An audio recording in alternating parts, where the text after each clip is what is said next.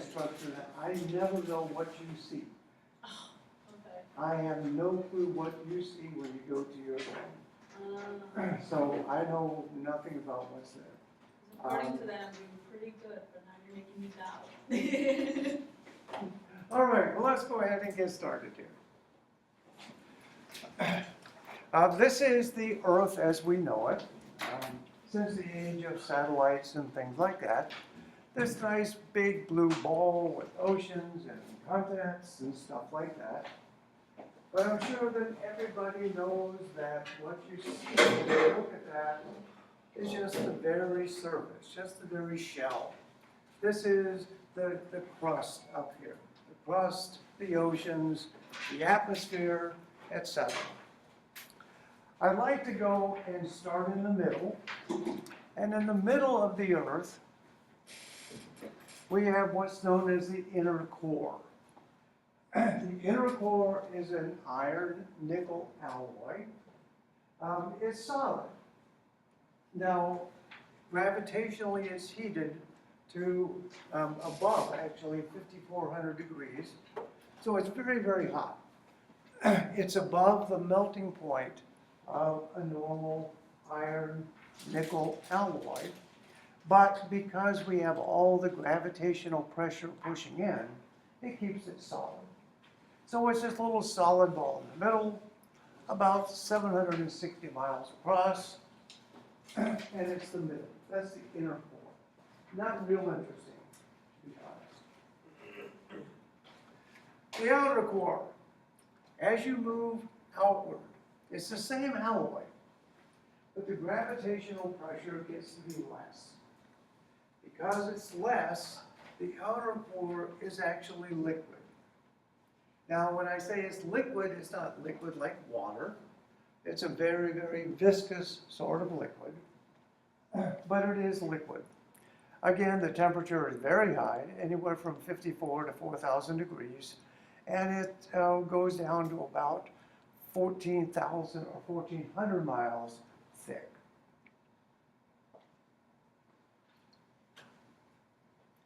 Above that, we have the mantle. Now, the mantle comes with 2 or 3 layers that geologists identify and call things.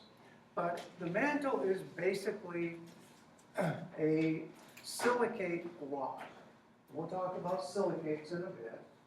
But it's a silicate rock laced with lots and lots of heavy metals. Radioactive metals, uranium, stuff like that. These guys will all live here in the outer mantle. The temperature starts at about 4,000 when you're down here close to the iron-nickel thing, and slowly decreases as you go up to about 500 degrees. So it's still really, really hot. But it is a liquid. Again, a very, very viscous liquid.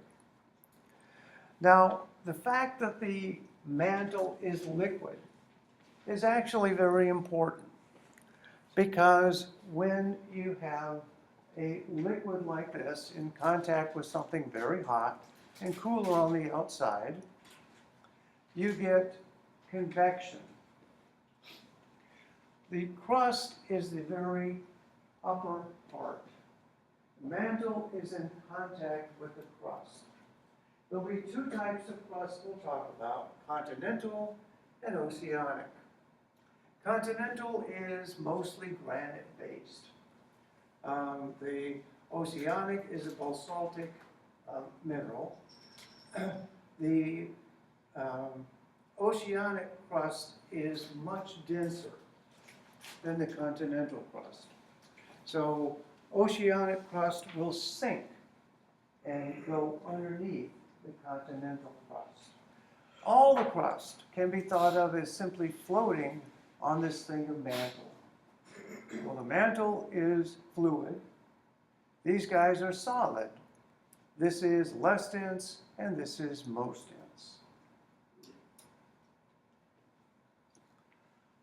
dense. Like I said, the center, the inner core, the outer core, are very, very hot. The mantle's in contact with these guys, and because of that, we get convection. And what convection means in this case is that we're going to heat the rock here that's close to the inner and outer core, and it's going to move upward. So this is an example, this is a thing of convection. This is hot, and it flows up and then spreads. Well, remember that the crust is essentially solid. The mantle here is essentially liquid. So when this liquid stuff comes up, hits the solid mantle, basically it will find the weakest point. When it finds the weakest point in this crust, it'll actually break it. When it breaks it, it's called a divergent boundary. This is the origin of what we'll talk about as plate tectonics. We speak of plates, we're talking about big chunks of crust basically floating on this mantle. When we heat up this mantle down here by the inner and outer core, we heat it up, it rises up, finds a weak spot, and basically breaks it open. When it breaks it open, it's going to take and replace some of the crust with this mantle stuff, and it's going to push things to both sides. Now there's only room enough for so much. So what happens is on the end here, as this chunk of mantle goes down, or chunk of crust goes down, it will bury down underneath an adjacent chunk of crust. This is called subduction. An example of this, this is South America, Africa, whatever. If you look along here, underwater, this is the Atlantic Ridge. It's basically a mountain range underwater, and it's formed by the fact that we have this mantle pushing up. As it pushes up, it piles up, forms this little mountain range, and pushes these bits of crust this way and that way. Again, this is plate tectonics.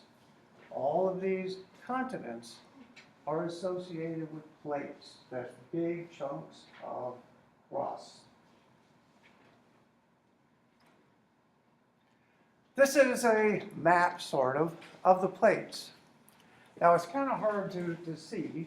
You can, if you look at it here, this is the North American plate.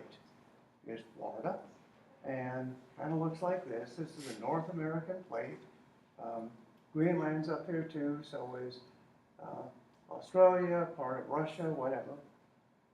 There's a Caribbean plate down here. This is all part of this plate.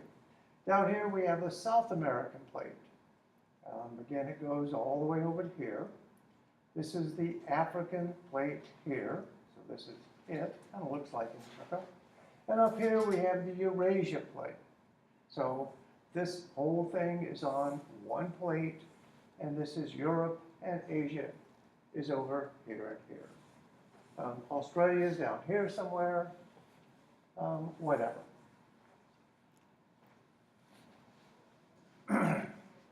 As this mantle bubbles up, it forms what's referred to as a divergent boundary. So like the Mid-Atlantic Ridge, this is essentially an underwater mountain range. This pushes up, pushes across one side or the other.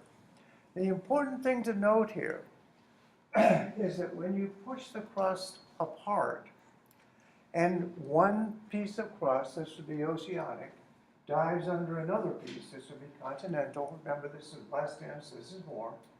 As it dives down, it heats, because this is a very forceful sort of thing. Heats up the rock. Rock melts, works its way up through the crust, and by George, you get volcanoes. This is where you get the formation of volcanic activity. Here's another example.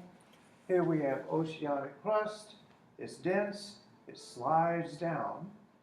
This whole process is referred to as subduction. Not seduction, subduction.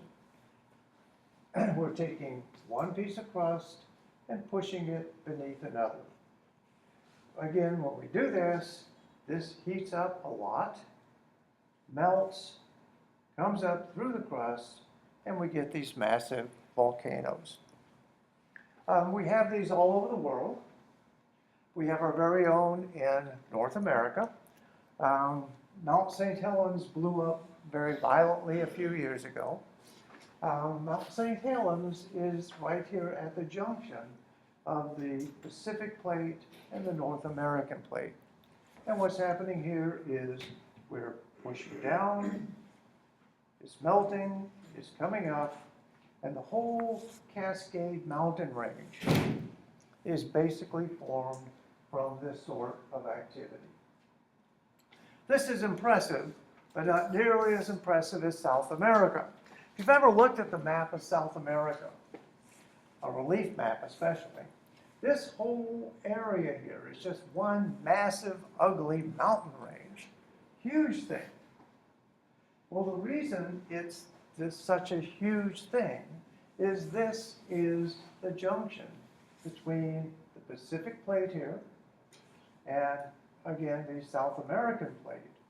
We push down, bubbles up, and we have formed this massive sort of mountain range with lots and lots of volcanic activity.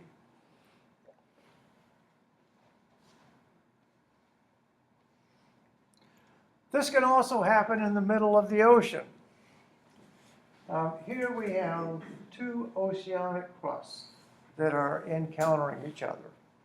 One gives way, goes down, the other stays up, and as it goes down, it gets hotter and hotter and hotter, produces mantle, bubbles up, and by George, along this junction, here we have a trench where one goes down, and over here, we have just the opposite, we have island building. So these things bubble up, and we make chains of volcanic islands. This is how we got to have Japan. We have the Philippine Plate, Pacific Plate, the Eurasian Plate, and right here, these are diving underneath each other in the ocean. And as they do, they pushed up these islands. This is Japan. Now, all these little red dots here, and on the next slide, here, all of these are intense areas of volcanic activity. Because again, you're taking one plate, shoving it under the other. Now, last week we talked about radioactivity, right? And we talked a little bit about the area right there where the Japanese power plant had a meltdown after an earthquake. This is why. There is no reason in the world that you would ever want to build something like a power plant in a region like that is just intense with volcanic activity. Now, very, very unstable land. We have our very own. You ever looked at Alaska? You got this long little chain of islands. They're the Aleutian Islands. Where do they come from? Well, we have a plate here, we have a plate here, one's moving under the other, and these are all volcanic islands that have bubbled up. So the process, once again, is subduction. If it happens with a continental shelf, you tend to get mainland volcanoes. If it happens in mid-ocean, you get volcanic island building. Any questions on the concepts?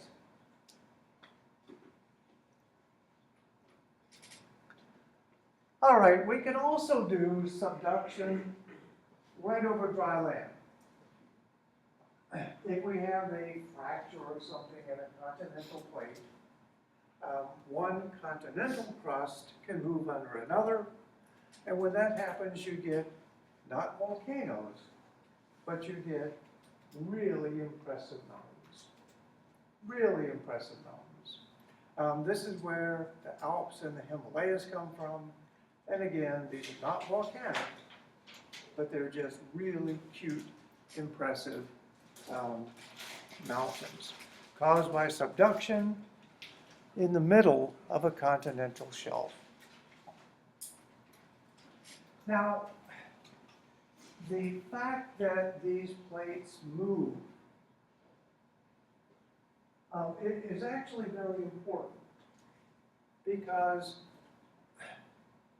as the plates move, the things that are on the plates move as well. If you've ever looked at a map and taken a look at South America and Africa, I hope you've looked at it and said, hey, they kind of fit together. Well, they do. That's because they used to be together. The concept here is called Continental Drift. That continents, because they're on these separate plates, and the plates are being pushed apart by the mantle, can actually move relative to each other. The most significant theory about this says or suggests that at one time, virtually all of the land masses on Earth were all one large continent. The continent was called Pangaea. Okay, Pangaea. One massive continent. The plates here had fractures. The mantle bubbled up and essentially pushed them all apart. This is a very interesting little video. This is a rendering of what Pangaea would look like. And what they have done is to calculate what happened as these various plates fractured and then moved apart. You can kind of see the plates. They're shown by these little boundary lines. This is going to be South America, North America, Africa. Down here, this is going to be Antarctica. That's India, I believe. Let's go ahead and watch and see what happens. We start breaking apart here. We're now assembling Asia. This is Europe up here. North America breaks off. South America moves away from Africa. Here's Antarctica, Australia. My favorite part of the whole thing, however, is India. Now, I don't know if you were watching, so we'll watch it again. But watch India. Watch what happens with India and the European continent here. So let's start it over.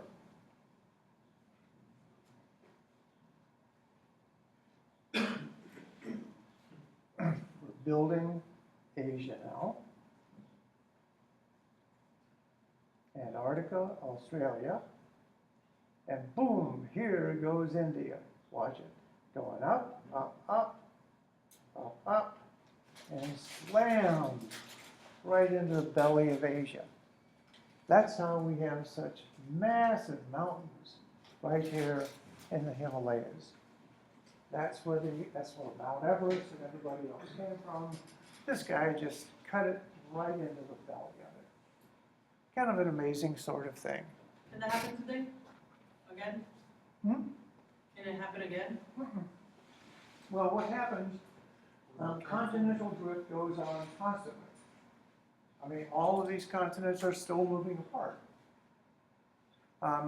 In a very, very long-term geological timescale, we could have these guys move all the way around and finally bump into these again. Probably reassemble Pangaea. But, you know, again, that's a very long time from now. I don't think we have to worry about it. Yeah. How long ago did that continent crash into? You know, the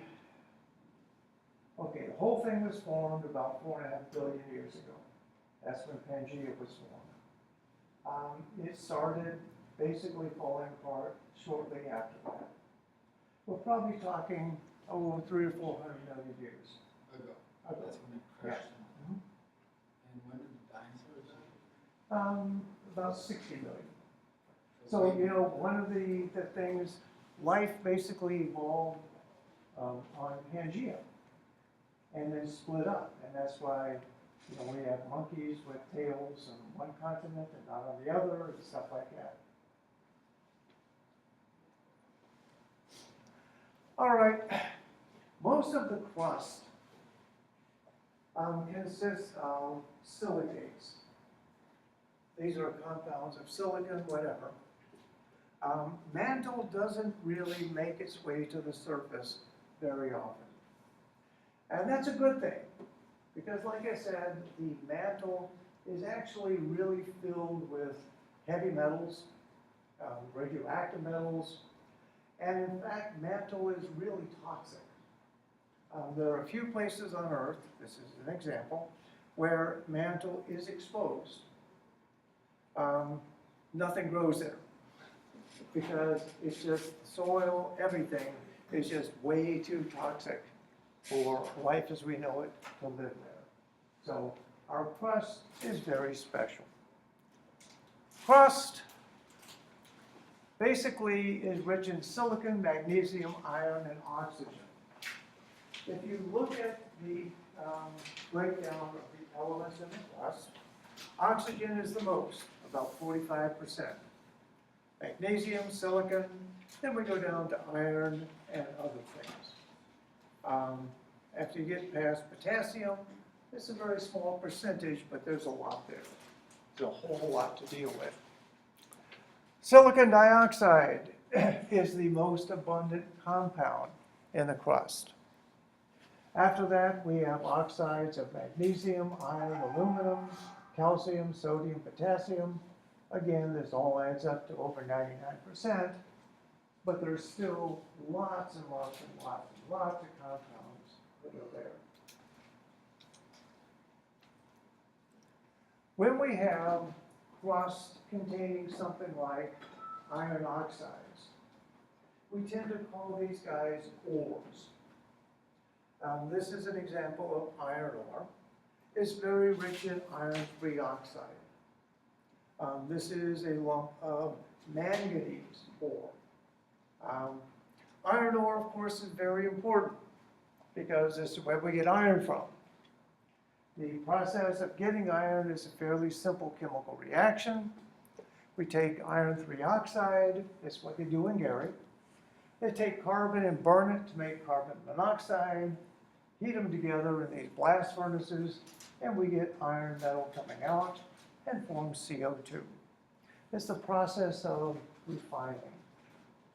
Now, there are lots of ways that we can refine. We've seen this one before, but it's just such a neat movie, I put it in anyway. This is the thermite reaction. Aluminum plus iron-3 oxide. Again, it burns like mad, lots of heat, and molten iron moves out the bottom of this little pot. And the other process, of course, is aluminum.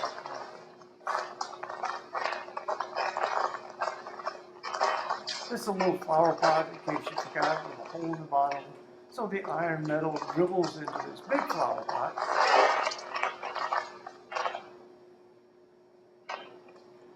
And when you're done with it, you've got a little chunk of white hot iron.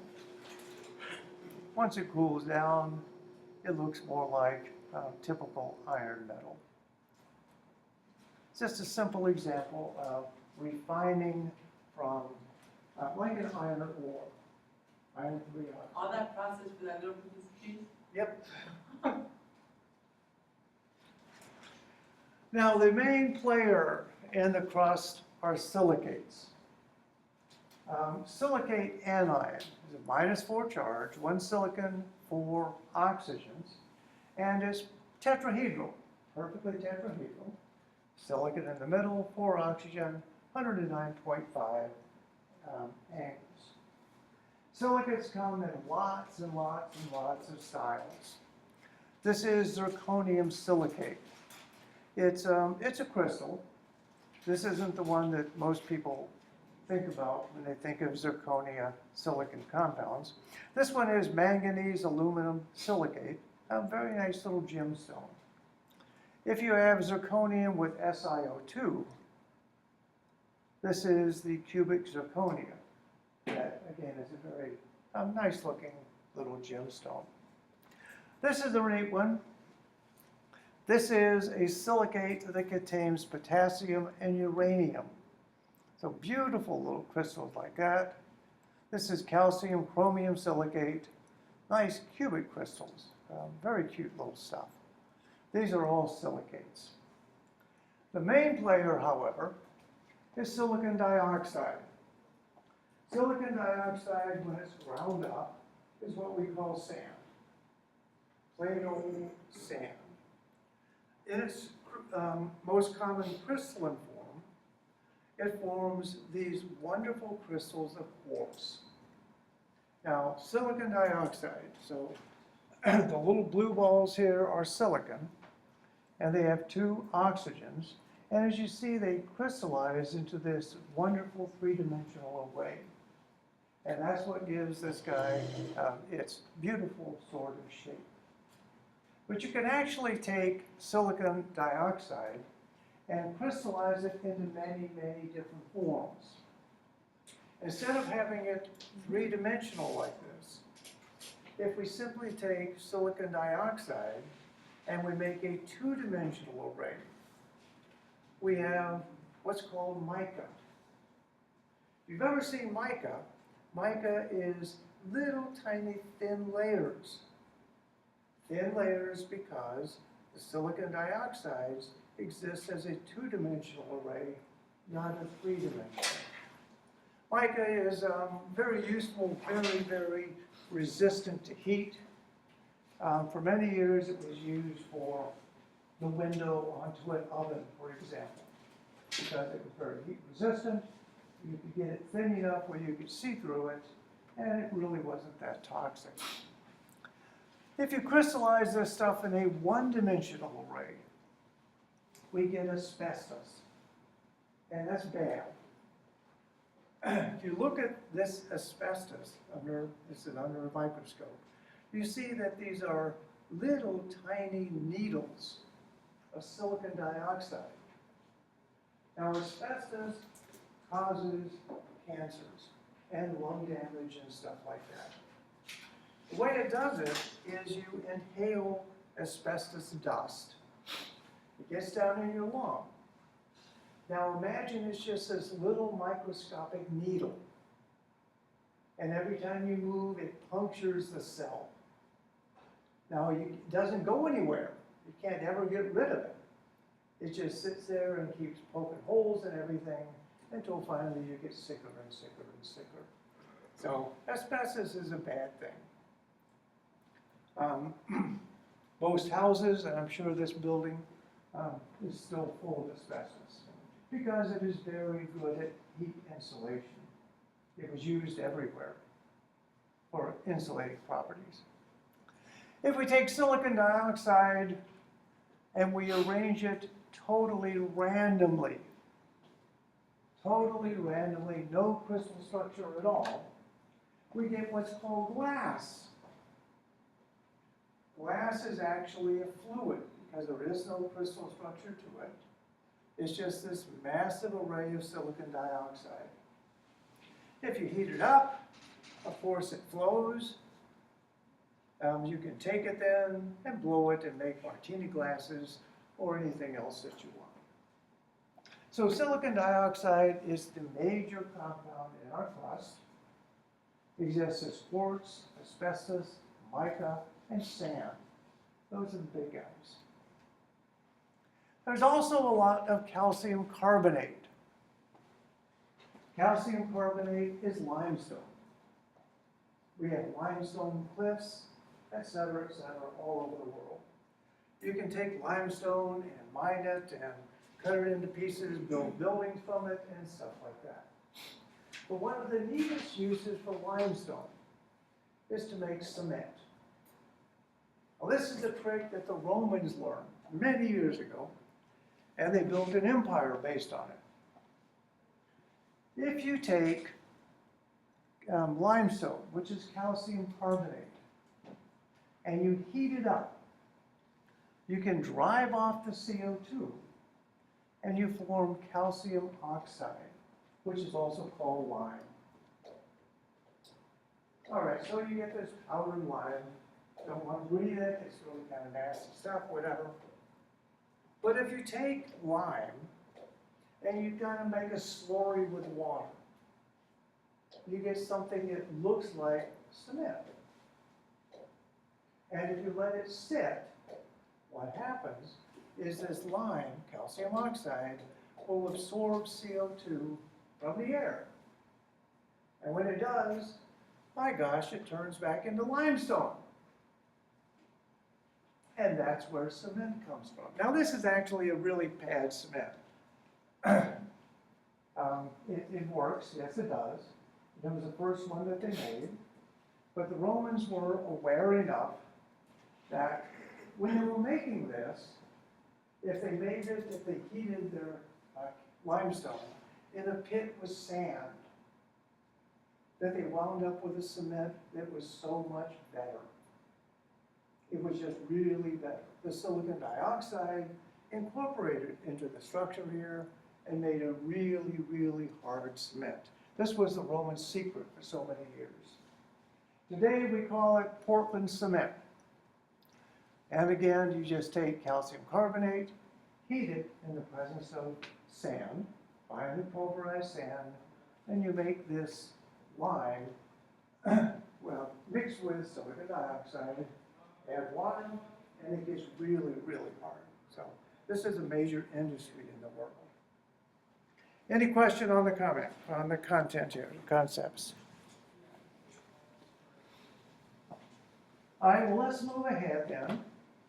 We're done with the crust, we've done the core. What's above it all is the atmosphere. Now, the atmosphere, of course, is above our crust. It absorbs energy from the sun. It's where we get water vapor condensing, we get water recycling. It's protective against radiation. And, of course, it's full of oxygen, and that supports life.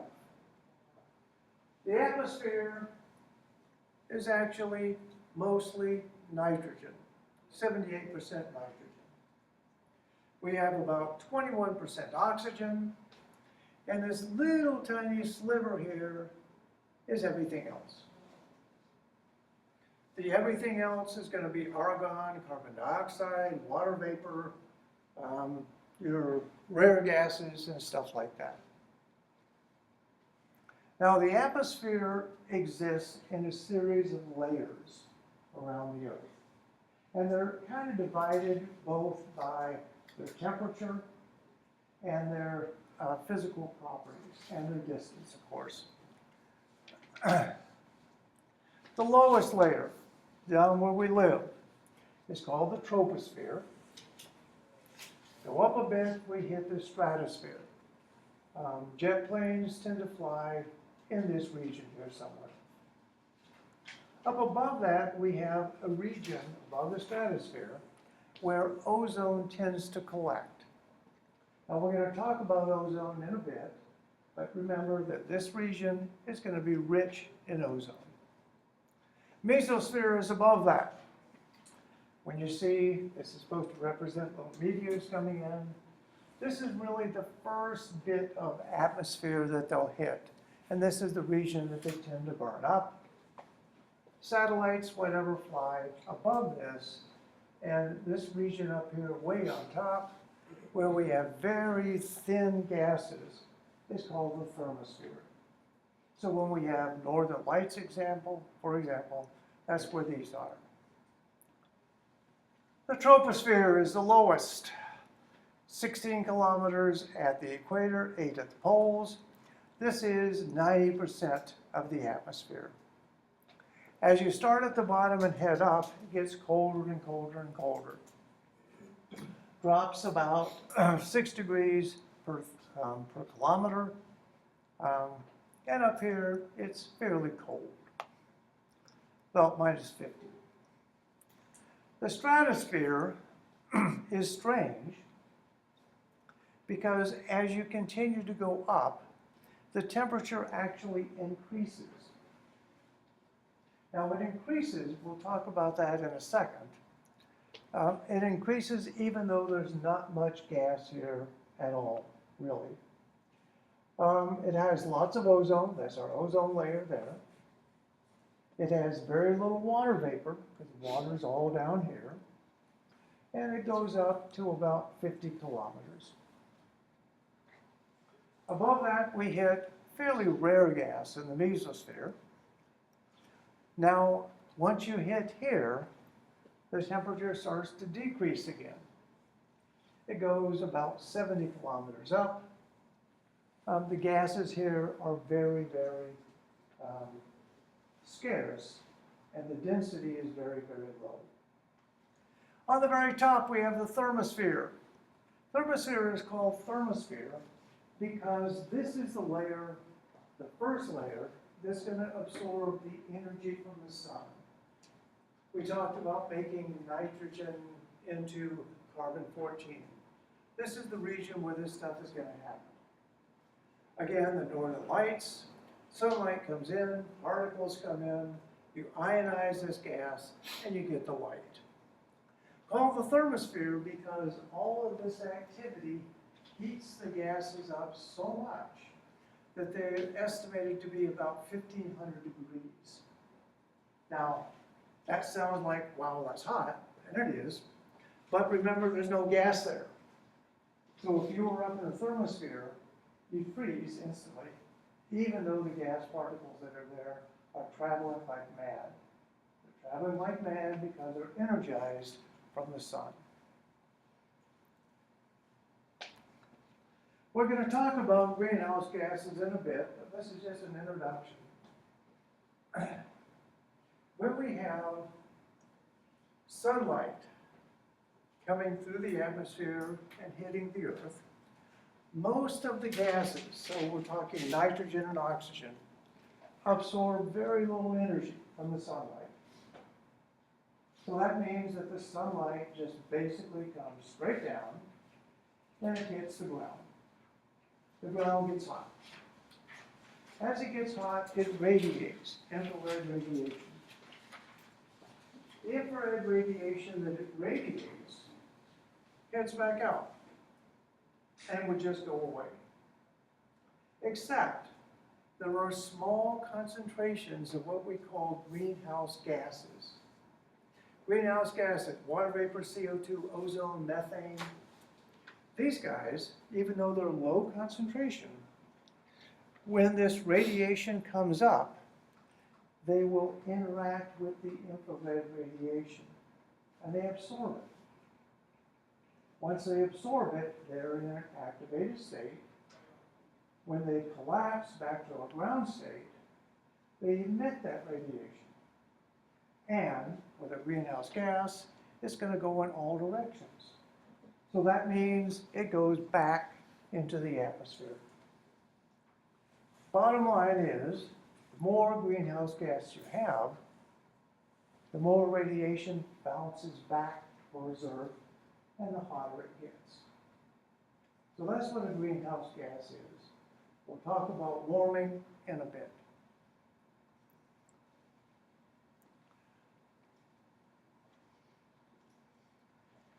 The concentration of greenhouse gases has gone up a lot.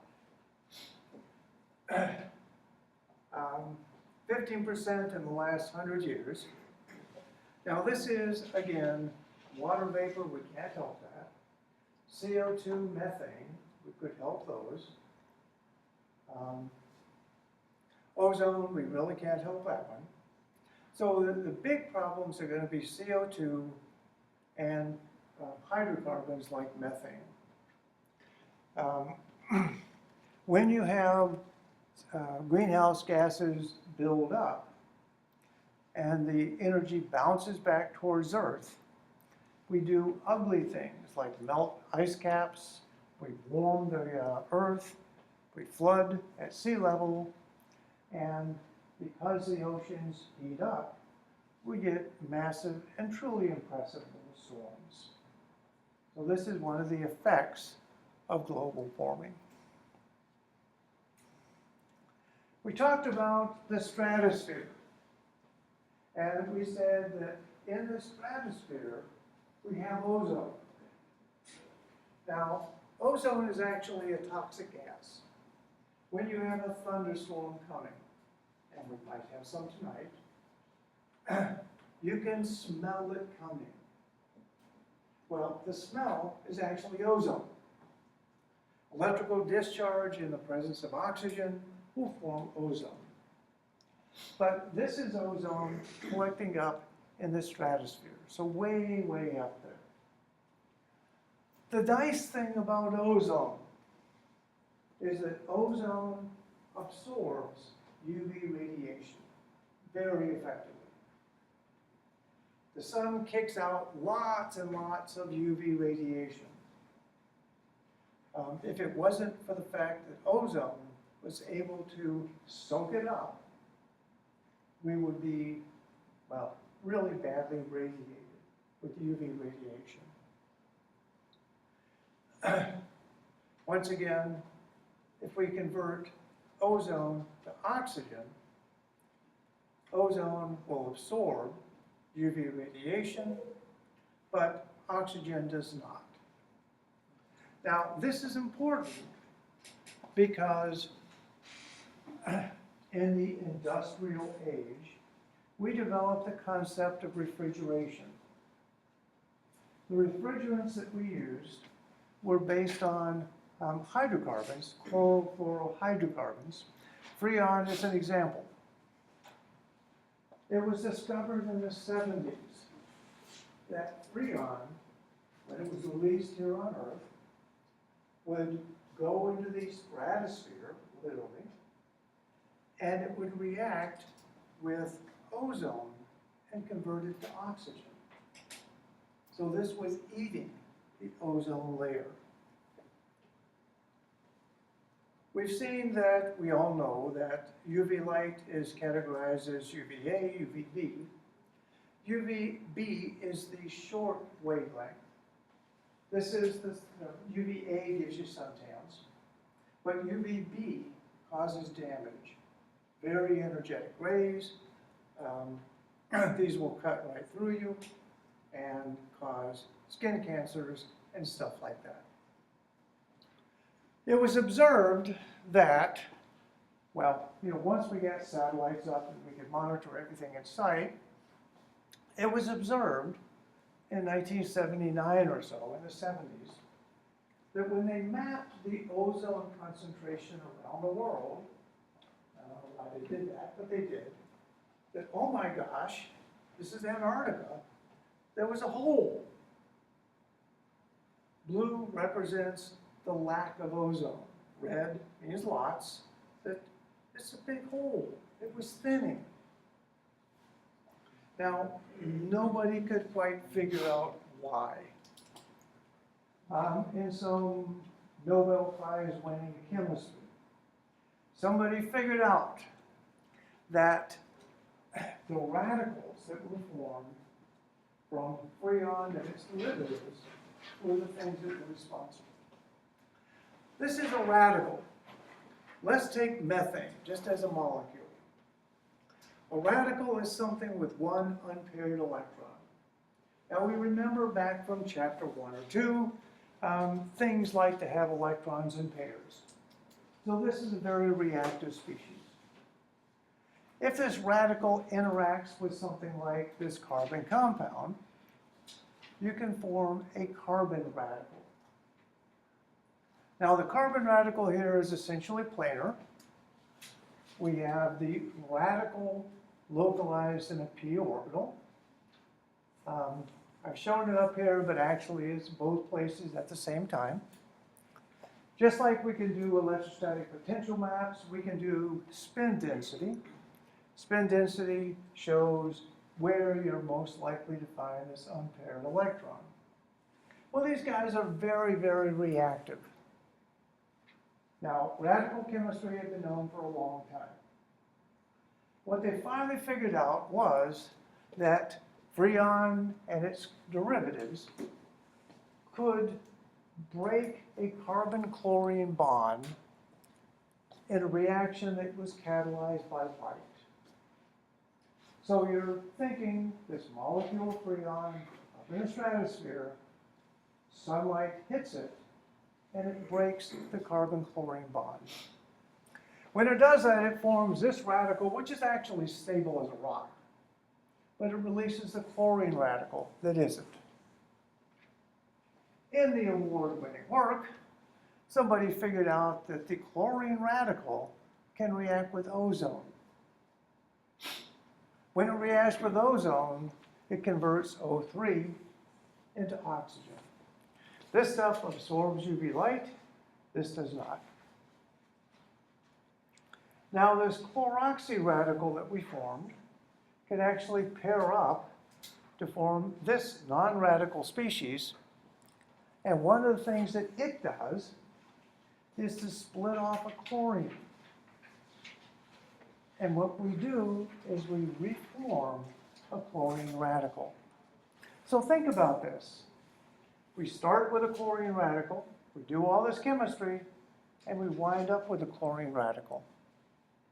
This is a chain reaction. Once we set this off once, this can go around the cycle thousands and thousands of times. So one Freon that you break can destroy thousands of ozones. That's what was happening. Now, once, to everybody's credit, once this was discovered and explained, in about 1989, there was something called the Montreal Protocol that was agreed to by the world. And basically it said, you can't use Freon anymore. Back when I was young, you used to be able to go buy little cans of Freon and charge up your air conditioners, whatever. Can't do that anymore. It's expensive, it's difficult to do. So they banned Freon and its derivatives. The stuff that they use now is much, much less bad as far as destroying ozone. So, this was 1979. Here was our first little hole. 95, still a nice hole. Starts to look a little better here than not. 99. 2002, gosh, things are looking good. Everybody thought we were on the right path. Turns out that there must be more going on, because by 2012, it looked like this again. Again, this is the highest concentration of ozone. Even more than this is bands of higher. The most recent I could find was 2015, and it really looks worse. So we are getting big ozone holes, like it or not. There's actually an ozone hole at the North Pole now as well.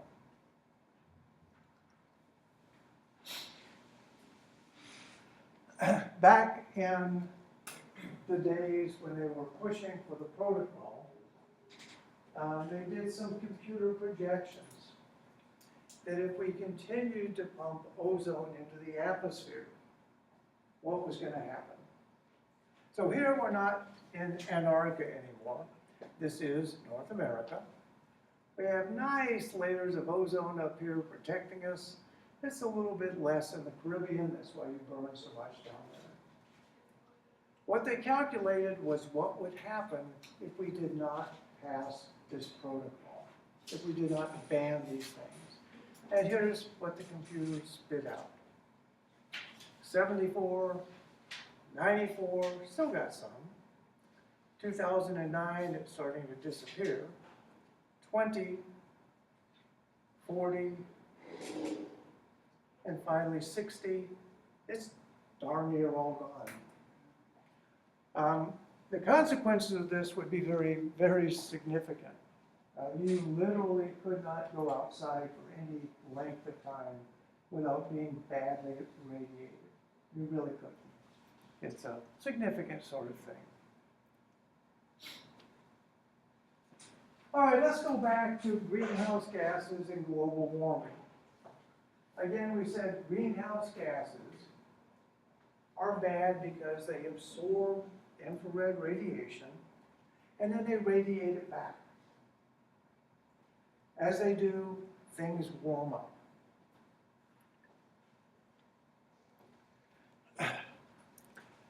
From 71 to 2005, CO2 from vehicles rose from 1.8 billion tons to 4.6.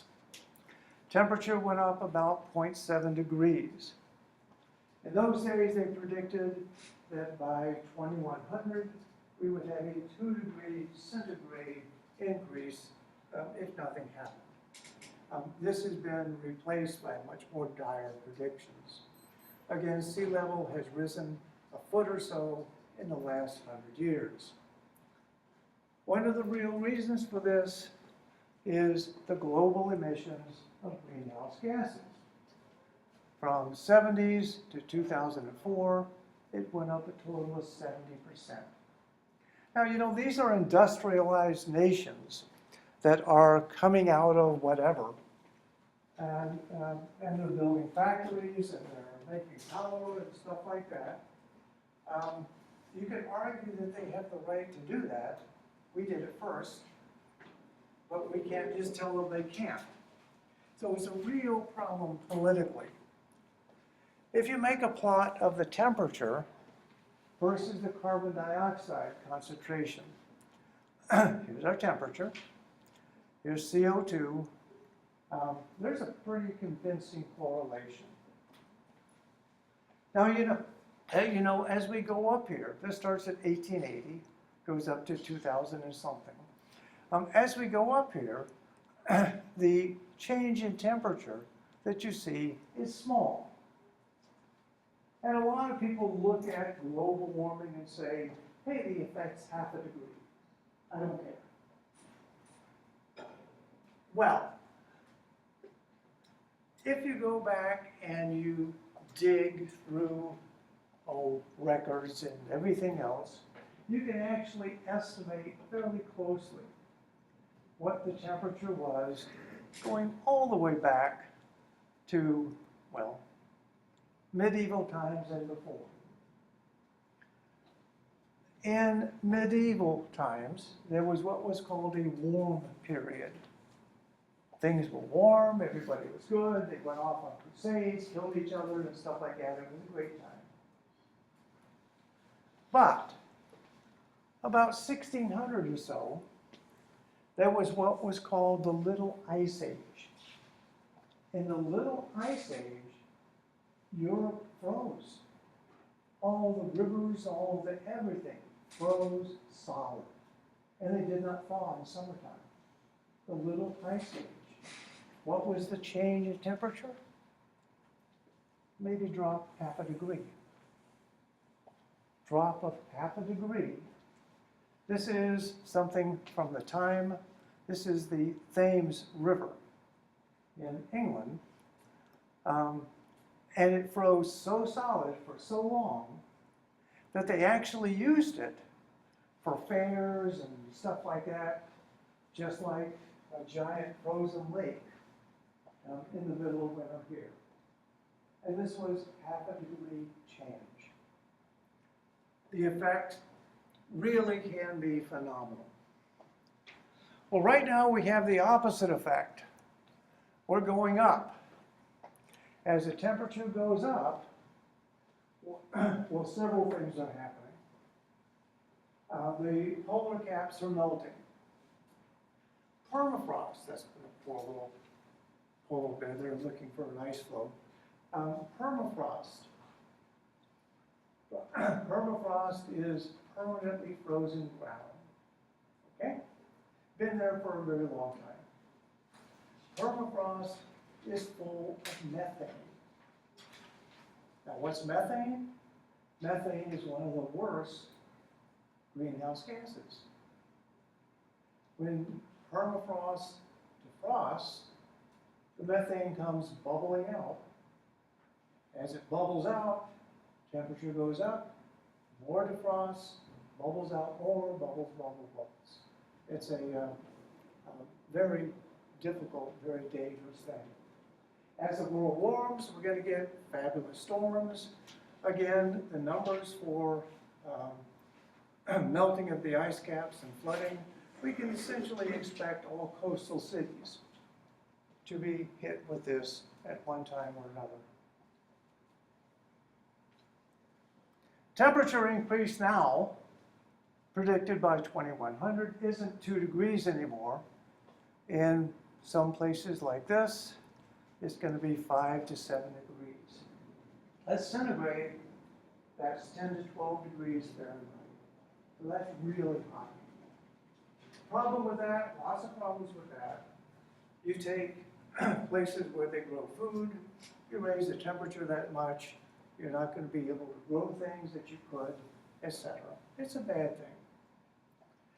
But it's a tremendously politically charged thing.